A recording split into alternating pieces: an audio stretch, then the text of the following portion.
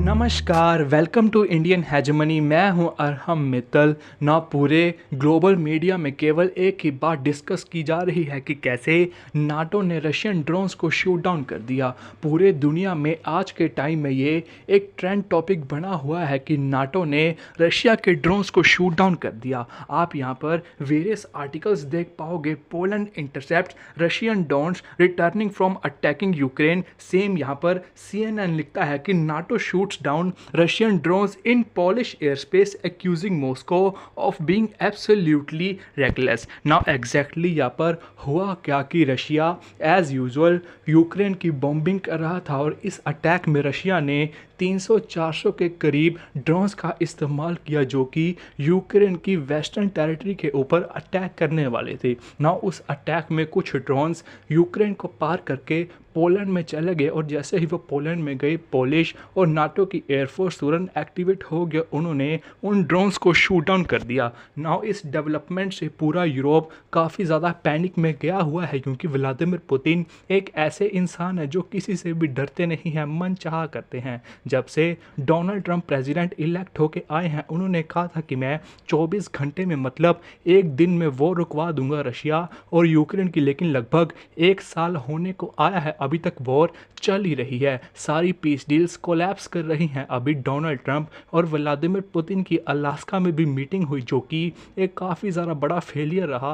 Vladimir Putin ने Donald Trump से time to time phone पे भी काफ़ी बार बात करी है कि हम कैसे वॉर को रोक सकते हैं, लेकिन इमीडिएटली उसके बाद रशिया यूक्रेन की बॉम्बिंग कर देता था। जो ऐसा इंसान जो डोनाल्ड ट्रंप से भी नहीं डर रहा है तो literally Vladimir Putin fears no one और वो USSR के माइंडसेट के साथ आगे बढ़ रहे हैं ना। इन सब डेवलपमेंट से पूरा यूरोप काफ़ी ज़्यादा पैनिक में है। उन्होंने वॉर के लिए प्रिपेयर करना ऑलरेडी स्टार्ट कर दिया है। मैंने कुछ टाइम पहले एक वीडियो बनाई थी कि कैसे नाटो और रशिया एक बड़ी कॉन्फ्लिक्ट में आगे जाके उलझ सकते हैं क्योंकि रिसेंटली फ्रांस ने अपने हॉस्पिटल्स को ऑर्डर दिया है कि आप अपना इंफ्रास्ट्रक्चर फैसिलिटीज़ बढ़ानी शुरू कर दो क्योंकि हो सकता है कि आपको मार्च 2026 में बड़े नंबर ऑफ पेशेंट्स को ट्रीट करना पड़े जिसमें सारे मिलिट्री वाले ही होंगे और वो केवल फ्रेंच ही नहीं बल्कि फॉरेन मिलिट्री के भी हो सकते हैं। तो पूरे यूरोप ने इस वॉर की प्रिपरेशंस करनी स्टार्ट कर दी है। चाहे फ्रांस हो, जर्मनी ने अभी अपने स्कूल के सारे टीचर्स को कहा था कि आप स्टूडेंट्स को समझाइए कि वॉर के टाइम को हमके क्या क्या करना चाहिए। सेम यूके ने भी काफ़ी टाइम रसिया को एक्यूज किया है कि वो साइबर अटैक्स यूके पर करवाते रहते हैं टाइम टू टाइम, और यूके ने तो ये भी कहा था कि हम पूरी तरह से यूक्रेन के साथ खड़े हैं। कई रिपोर्ट्स तो ये भी आई थी कि यूके अपनी आर्मी भी यूक्रेन में भेज सकता है। तो पूरा यूरोप इस टाइम वॉर के लिए प्रिपेयर कर सकता है क्योंकि व्लादिमीर पुतिन बिल्कुल भी रुकेंगे नहीं। वो ऐसे इंसान है जो करंटली सोवियत यूनियन की माइंडसेट के साथ आगे बढ़ रहे हैं। नाउ आपको मैप के थ्रू समझाऊं, आपको अच्छी तरह से समझ आ जाएगा। रेड कलर में रशिया है, उसके बाद येलो में यूक्रेन है। आप यहाँ पर बेलारूस देखोगे, पोलैंड देखोगे और जर्मनी देखोगे।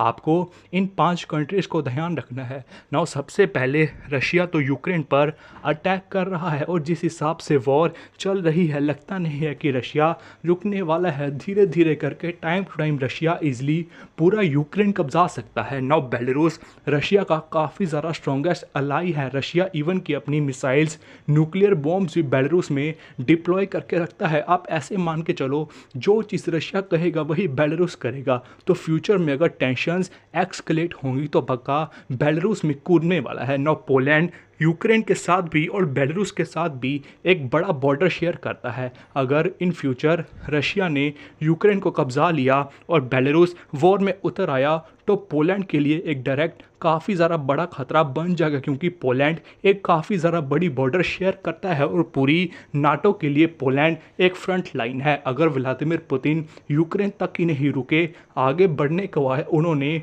पोलैंड को अटैक किया तो एक तरह से पूरे यूरोप को चैलेंज करने जैसा हो जाएगा क्योंकि अगर आप मान के चलो कि फ्यूचर में रशिया ने पोलैंड को भी कब्जा लिया तो उसके बाद सीधा जर्मनी आएगा जो कि यूरोप का पावर हब है। तो उस हिसाब से पूरा यूरोप अभी पोलैंड को सपोर्ट कर रहा है और किसी भी तरीके से चाहेगा नहीं कि पोलैंड रशिया के सामने गिर जाए, क्योंकि उसके बाद अब सीधा जर्मनी की बारी होगी। तो आपको इजीली पता लग जाएगा कि क्यों यूरोप इस समय पैनिक कर रहा है, क्योंकि व्लादिमीर पुतिन किसी की भी बात मानने को तैयार है नहीं। डोनाल्ड ट्रंप के थ्रू उन्होंने इंडिया के ऊपर सैंक्शंस भी लगवाए रशिया का ऑयल परचेस करने के, लेकिन उसके बाद भी व्लादिमीर पुतिन रुकने को तैयार है नहीं। तो आपको क्लियरली आइडिया लग जाएगा कि किस हिसाब से पूरे यूरोप में हड़कंप मची हुई है और वो पूरी प्लानिंग कर रहे हैं कि कैसे हम आगे जाके वॉर को टैकल करेंगे। तो बिल्कुल भी नहीं चाहता पूरा यूरोप कि पोलैंड इनके सामने घुटने टेक दे, तो बढ़ चढ़ के वो पूरा पोलैंड को सपोर्ट कर रहे हैं ना। जैसे कि मैंने आपको पहले भी कहा, ज्योग्राफी के हिसाब से पोलैंड एक बड़ी बॉर्डर बेलारूस और यूक्रेन के साथ शेयर करता है। By chance in future Russia ने यूक्रेन को कब्जा लिया और बेलारूस तो रशिया का साथी है ही, तो पोलैंड के लिए एक काफ़ी ज़्यादा बड़ा थ्रेट आ जाएगा ना। पूरा यूरोप पोलैंड के सपोर्ट में आ भी गया है। डिफरेंट यूरोपियन लीडर्स ने बड़े बड़े दावे भी किए हैं। करंटली यूके का कहना है कि ये बढ़िया एयर डिफेंस सिस्टम पोलैंड को भेजने वाले हैं ताकि फ्यूचर में ऐसे इवेंट्स और ना हो पाए। तो पूरा यूरोप चाहता है कि कैसे ना कैसे करके पोलैंड सुरक्षित रहे ना। इन सब डेवलपमेंट से एक बड़ी न्यूज़ आई है कि पोलैंड ने नाटो का आर्टिकल 4 को एक्टिवेट कर दिया है। आप यहाँ पर आर्टिकल्स देख पाओगे। Poland invoked article 4 of NATO treaty. NATO में केवल दो ही आर्टिकल सबसे ज़्यादा इंपॉर्टेंट है, एक आर्टिकल 4 और दूसरा आर्टिकल 5। आर्टिकल 5 का तो डायरेक्ट मीनिंग है वॉर। अगर किसी कंट्री ने एक नाटो कंट्री के ऊपर अटैक किया तो माना जाएगा कि सभी नाटो कंट्रीज़ के ऊपर इकट्ठे अटैक हुआ है और बाकी सारी नाटो कंट्रीज़ बाइंड हैं इकट्ठे मिलके उस एक कंट्री को टारगेट करने के लिए। जैसे यूएस ने अफ़गानिस्तान के साथ किया था, तब भी सारी नाटो कंट्रीज मिलके अफ़गानिस्तान के ऊपर टूट पड़ी थी। तो आर्टिकल 5 का डायरेक्ट मीनिंग है वॉर, लेकिन आर्टिकल 4 का मतलब है कि अगर किसी नाटो कंट्री को लगता है कि हमारे ऊपर सिक्योरिटी थ्रेट आने वाला है तो वो इमीडिएटली एक मीटिंग बुला सकते हैं, उसमें बातचीत कर सकते हैं कि क्या हमको आर्टिकल 5 एक्टिवेट करना चाहिए। तो अभी के लिए पोलैंड ने आर्टिकल 4 इन्वोक कर दिया है, सभी नाटो कंट्रीज़ के लीडर्स को बुला लिया है, मतलब एक इमीडिएट बेसिस पर मीटिंग रखी है इस कंडीशन को, इस सिचुएशन को रिव्यू करने के लिए कि रिसेंट डेवलपमेंट्स क्या हुई है, उस हिसाब से हमको आगे क्या करना चाहिए। रिपोर्ट्स का मानना है कि अभी के लिए तो नाटो आर्टिकल 5 बिल्कुल भी एक्टिवेट करेगा नहीं, क्योंकि सामने अफ़गानिस्तान जैसा कंट्री नहीं है, एक ऐसा कंट्री है जो वर्ल्ड में सबसे ज़्यादा न्यूक्लियर वेपन्स अपने पास रखता है, रशिया। तो आर्टिकल 5 को एक्टिवेट करने की बात तो अभी दूर दूर तक है नहीं, लेकिन अभी पूरा यूरोप काफ़ी ज़्यादा सीरियस है, क्योंकि रशिया एक बहुत ही ज़्यादा बड़ा थ्रेट है उनके सामने। नौ पोलैंड इतनी बड़ी बॉर्डर शेयर करता है, तभी सभी यूरोपियन कंट्रीज़ में पोलैंड का डिफेंस बजट काफ़ी ज़्यादा हाई है नाटो में कंट्रीब्यूट करने के लिए, और दिन प्रतिदिन पोलैंड अपनी डिफेंस में स्पेंडिंग्स भी बढ़ा रहा है, क्योंकि उनको अपने ऊपर एक सीधा थ्रेट दिख रहा है ना। रशिया इन सब से बिल्कुल भी झुकेगा नहीं। आप एक बात समझ के चलो, रशिया की इकोनॉमी करंटली एक वॉर की इकोनॉमी बन गई है ना। वॉर इकोनॉमी और एक नॉर्मल इकोनॉमी में ज़मीन आसमान का फ़र्क है। जैसे आपको एग्जांपल के थ्रू समझाऊं, हमारा प्यारा भारत को लगा के चलो, एक नॉर्मल इकोनॉमी है, गवर्नमेंट की पॉलिसीज़ उस हिसाब से रहती हैं कि कंज्यूमर्स को मैक्सिमम बेनिफिट हो, और कंज्यूमर्स थिंग्स को कंज्यूम करते हैं, डिमांड क्रिएट होती है, प्रोडक्शन होगी, इन्फ्लेशन आएगा जाएगा, तो सारी पॉलिसीज़ कंज्यूमर के हिसाब से रहेंगी। तो हाँ, जैसे हमारे प्यारे भारत में रहती है, अभी जीएसटी में रेट कट्स हुए तो वह कंज्यूमर्स को ही देख के हुए ताकि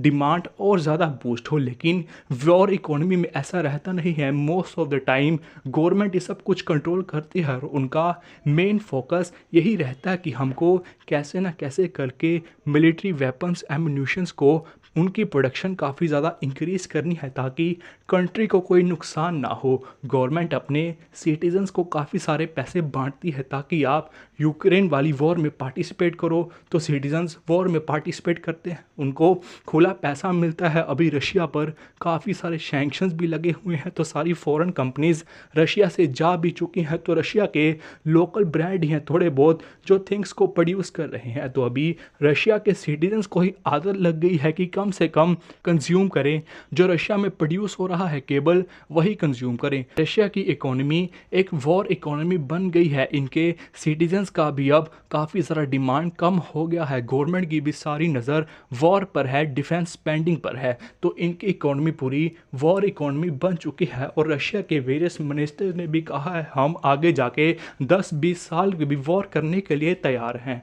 तो अभी के लिए रशिया बिल्कुल भी झुकने वाला है नहीं। रशिया सोवियत यूनियन के माइंडसेट के साथ आगे बढ़ेगा और ज़्यादा से ज़्यादा लैंड को कब्जाने की कोशिश करेगा। नाउ जब इन सब डेवलपमेंट्स के बारे में रशिया से पूछा गया तो रशिया ने सीधा इनकार कर दिया। रशिया का कहना है कि जो हमने ड्रोन्स यूक्रेन पर अटैक करने के लिए भेजे थे उनकी मैक्सिमम रेंज 700 से लेके 800 किलोमीटर है, लेकिन पोलैंड रशिया से 1000 किलोमीटर दूर है, तो ऐसा पॉसिबल ही नहीं है कि रशिया के ड्रोन्स अपनी रेंज से बाहर जाके इतनी दूर चले जाएं। तो उन्होंने तो सारी रिपोर्ट्स को रिजेक्ट किया है। उनका तो ये भी कहना है कि अभी तक पोलैंड ने हमें कोई भी सबूत नहीं दिया कि वो रशियन मेड ड्रोन्स थे। तो रशिया ने तो इन क्लेम्स को रिजेक्ट किया है, लेकिन पक्का चांसेस है कि वो रशिया के ही ड्रोन्स थे, क्योंकि व्लादिमीर पुतिन नाटो को टेस्ट करते रहते हैं। पहले भी इन्होंने काफ़ी सारे इंसिडेंट्स किए हैं, जैसे कि मैंने आपको कहा कि रशिया यूक्रेन के वॉर में वो साइबर अटैक्स यूके पर करवाते रहते थे। यूके की जो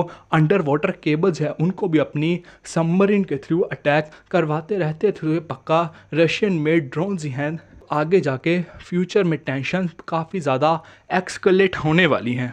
बाकी आपको इस डेवलपमेंट के बारे में क्या लगा, आप कमेंट्स में अपनी राय रख सकते हैं। तब तक मिलेंगे नेक्स्ट वीडियो में। Till then take care.